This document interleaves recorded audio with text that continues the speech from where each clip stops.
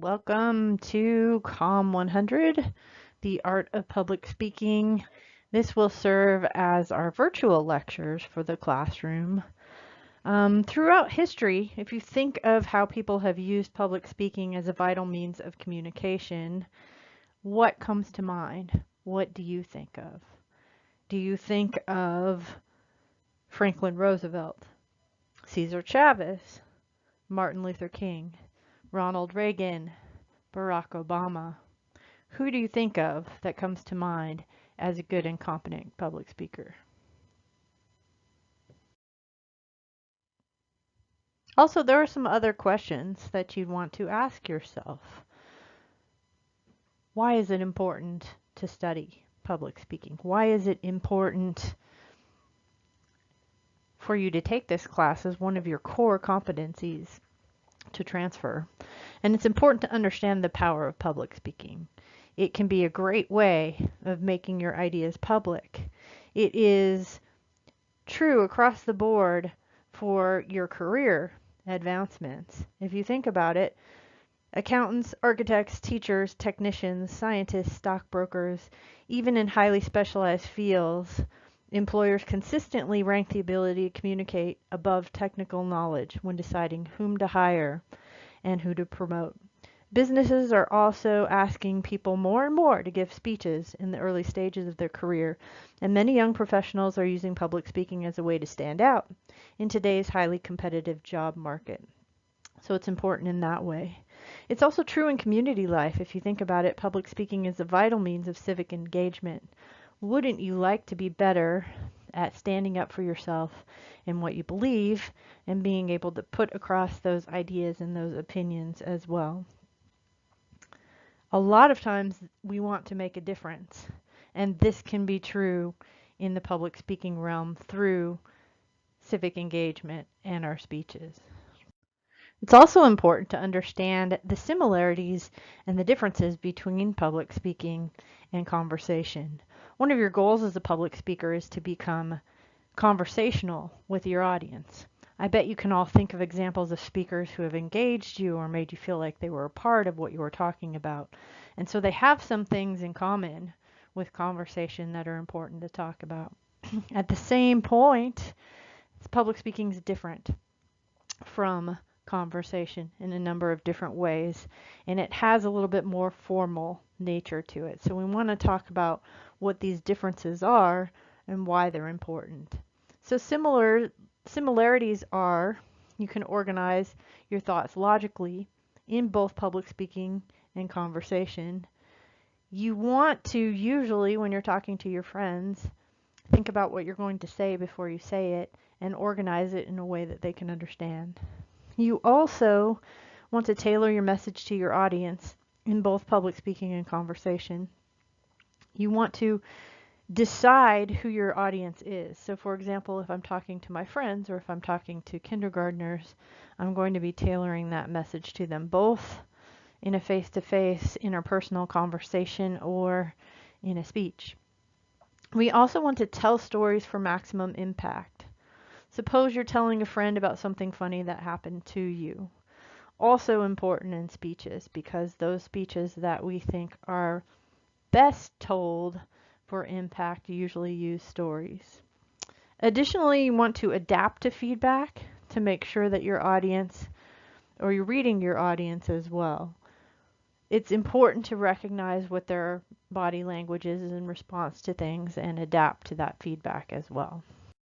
Public speaking is also different from conversation in that it is much more highly structured, much more formal. You may even create an outline, and of course you will be doing that for this class. It requires more formal language. You're not going to use as much slang, and also a very different method of delivery. If you think about it, there's not going to be back and forth taking place. There's only going to be a one-way conversation with public speaking as opposed to conversational, interpersonal. Let's move on to talking about stage fright. Stage fright is described as anxiety over the prospect of speaking in front of an audience. How many of you are a little bit nervous about taking a public speaking class? One of the major concerns of students in any speech class is stage fright. We all may face the issue on a regular basis. If you think about it, people who are musicians, people who are in theater, people who are even athletes, quite often have stage fright in some way, shape, or form. In a study, researchers concentrated on social situations and asked their subjects to list their greatest fears. More than 9,000 people were interviewed, and here's a ranking of their answers. Number 1, public speaking. Number 2, speaking up in a meeting or class. See the pattern developing here? I'm sure that you do. It is important to notice that stage fright is something that happens to all of us and is also completely normal. So how can you get rid of this? Well, let me rephrase that because you're never going to completely get rid of it. But how can you reduce speech anxiety? How can you deal with your nervousness? Rather than trying to eliminate every single trace of stage fright, you should aim at transforming it into what we call positive nervousness. I want you to think of your nervousness as something that you can use in a way that will capture this anxiety and turn it into something positive. And so we'll talk about that. We want to talk about stage fright in terms of stage excitement or stage enthusiasm.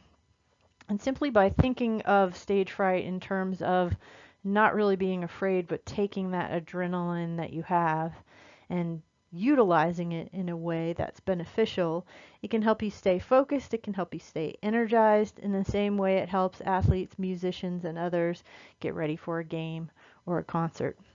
Additionally, you should acquire any experience that you can get. Anytime someone asks you to speak up or give a speech, don't back up into the corner and say, hey, no, I'm okay, I don't want to do it. This time, someone asks you, you say, okay, I'll do it. You want me to speak in class? Great, I'll do it. Get as much experience as you possibly can. The more experience you get, the better off you will be. Of course, the road to confidence will sometimes be bumpy. Learning to give a speech is not that much different from learning any other skill. It requires failing before you can be productive first. So acquire as much experience as you can. Prepare, prepare, and prepare. Why do you think this is a key to public speaking? Well, pick topics that you're fully comfortable with and then prep as much as you can. This is preparation in creating your outline, in doing your research, and in practicing ahead of time. Think positively. Confidence is mostly the well-known power of positive thinking. If you think you can do it, usually you can. On the other hand, if you predict disaster and doom, that's probably what you're going to get. So how many of you think negatively and say negative things to yourself? A negative thought, I wish I didn't have to give this speech. I'm not a great public speaker. I'm going to make a mistake. I'm always nervous when I give a speech. No one will even be interested in what I have to say. What if you replace those negative thoughts with more positive ones? Hey, this speech is a chance for me to share my ideas and gain experience as a speaker. No one's perfect. I'm getting better every time I give a speech. Everyone's nervous. If other people can handle it, I can do it as well. I have a good topic. I'm fully prepared. Of course they'll be interested. Psychologists believe that the ratio of positive to negative thoughts in regard to stressful activities such as speech should be 5-to-1. So that's every time you think something negatively, tell yourself 5 things positively in order to make up for that deficiency. You can also use the power of visualization. Visualization is also closely linked to positive thinking. It's used by athletes, musicians, actors, speakers, Olympians. And this is essentially where you visualize yourself creating a mental blueprint in which you see yourself succeeding in your speech. Picture yourself in your classroom, getting up ready to speak. See yourself at the lectern, poised and self-assured with a clear voice. Feel your confidence growing as your listeners get more caught up in what you're saying, and imagine yourself being successful and achieving. That is the power of visualization. Also, keep in mind that most people can't tell that you've turned 10 shades redder than you usually are.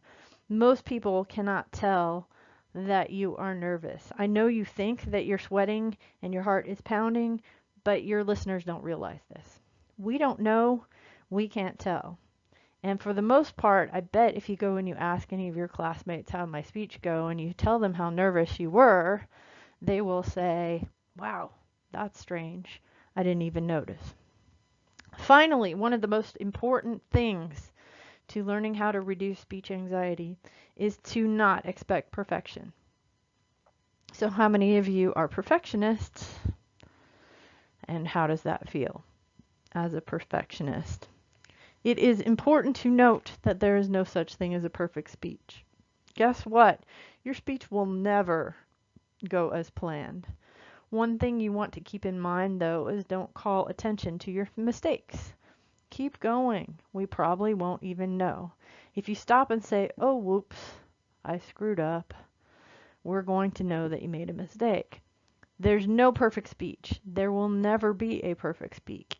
Even the best speakers, even me while I'm recording this right now, are making mistakes. Keep the speech flowing. Keep it moving. Don't tell us how nervous you are. Don't draw attention to your nervousness.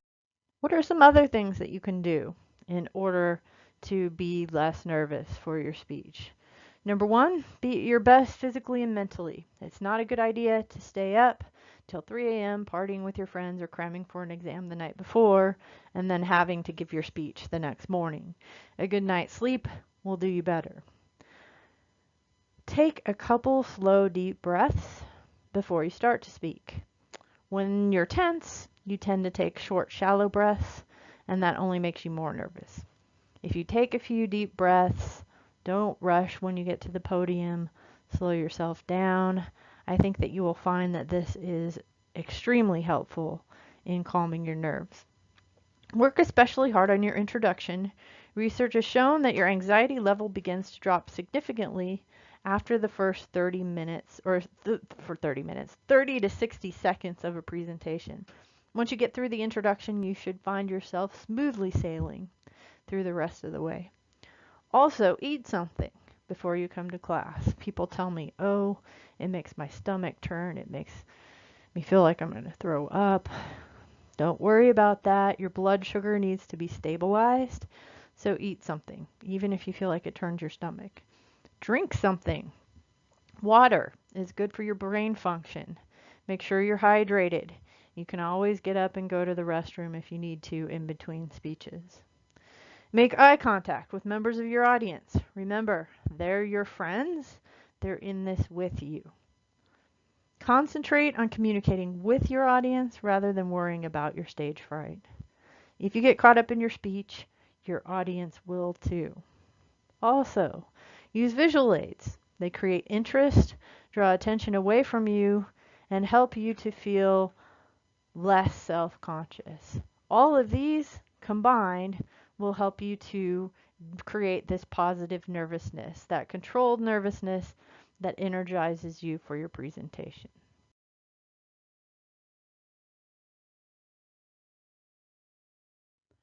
One of the main things that we'll be doing in this class is our use of critical thinking. If you think to yourself, what is critical thinking? To some extent, we think it's a matter of logic, such as being able to spot weaknesses in other people's arguments and avoid them in your own. It also involves related skills such as distinguishing between fact and opinion, judging the credibility of our statements, and assessing the soundness of evidence. In the broadest sense, critical thinking is focused, organized thinking, the ability to see clearly the relationship among ideas. Now, you're probably wondering, what in the world does this have to do with public speaking? And the answer is quite a lot, especially in this class. As we proceed through the class, you'll probably spend a good deal of time organizing your speeches. While this might seem like a boring and mundane mechanical exercise, it's closely interwoven with critical thinking. The structure of your speech is disjointed and confused. Odds are that your thinking is also disjointed and confused. On the other hand, if their structure is clear and cohesive, there's a good chance that your thinking is too as well. Organizing a speech is not just a matter of arranging the ideas you already have, but an important part of shaping the ideas themselves.